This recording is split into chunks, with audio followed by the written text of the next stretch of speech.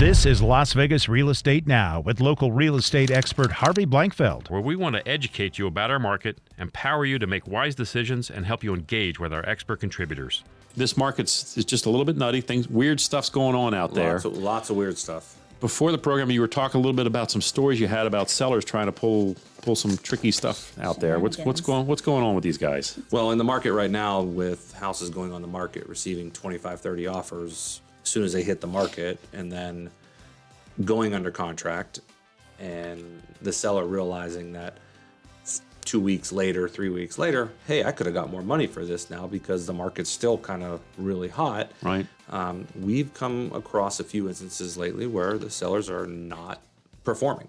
And they're not performing in a different way than they have before. Most of the time when you say a seller's not performing, they don't sign the documentation. They don't show up at closing, they don't sign, for whatever reason that is. That's normal in any market. For some reason they didn't want to, or they didn't want to do that. And right. Obviously there's some legal repercussions that could happen under that. What we're seeing now is a little bit different. Sorry. They're not even getting to the closing table. They're just refusing to give documentation, and it's a variety of documentation.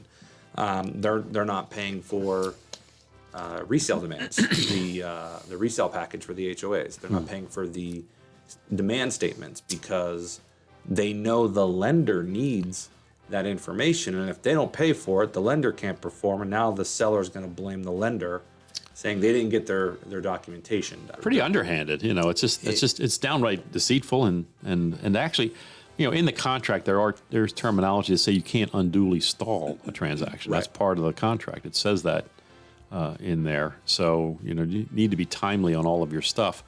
That's a pretty subjective term, however, I suppose. It is. I mean, timely could mean to the day of closing, because a lot of the information that we need from a seller is, one, it's not public record. Right. Okay.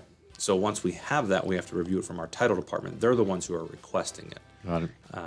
And there's other things that come into play. So most of the time we can turn that around within about a few hour period if we get the documentation and we can close. But if there is a issue, or if a lot of times LLCs are not kept up status-wise with the Secretary of State.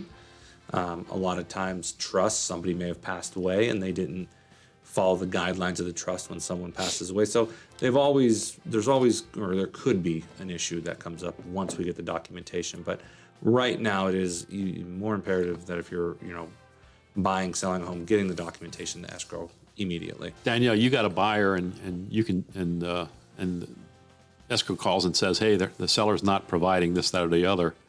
What are we going to do about that? I mean, because we want to protect our buyer in this case, right? When we're buyer's Definitely. agents. So we're going to ask escrow to provide whatever documentation they can that they were pursuing it, I suppose. I guess I'd call the listing agent and ask why. Yeah, I got to understand why. Yeah, and please. hopefully I get an good honest answer. Right. Right. Yeah. And then hopefully the title company is, able to. So the listing agent communicate says, well, they're doing that so we can cancel the transaction and take your earnest money and sell it again. That's what, Well, no, If but they you can say tell by that. the way they answer it if No. you're like, that's not right. Like, yeah, no, they're full of it. you could tell, Right. no question. Or maybe the listing agent may be wholly Maybe they unaware don't too. know. They Yeah. could be.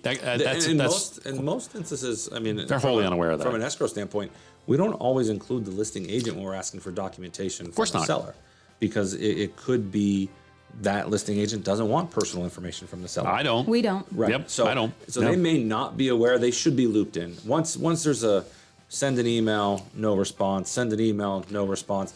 They need to be looped in at that point in time. Or you send an email and you get it back saying, I don't have it, I'm not going to provide it. Then the listing agent needs to be looped in right away at that point. But it is something just to be mindful of, and that's out there right now. The interesting thing, if we go back to 2004-05 to now, 2004-05, you had 30 offers on a property, 28 of them weren't really qualified for a loan. The other two were, but they had those, stated income, stated asset type loans back then. So a lot of them weren't qualified. Now you get 30 offers. You got 30 people who can actually buy a house. Absolutely. So our demand is going to continue to be strong. That's a good point. You've been listening to Las Vegas Real Estate Now. If you ever have a question about real estate or any of the other topics we cover, just call me off air or text me at 702-203-1165. You can also check us out on the web at lvrealestateradio.com or on our handle on social media at LV Real Estate Radio. We'll meet you on the radio next Saturday at 11 a.m. right here on the new 101.5 FM 720 AM KDWN, the Talk of Las Vegas.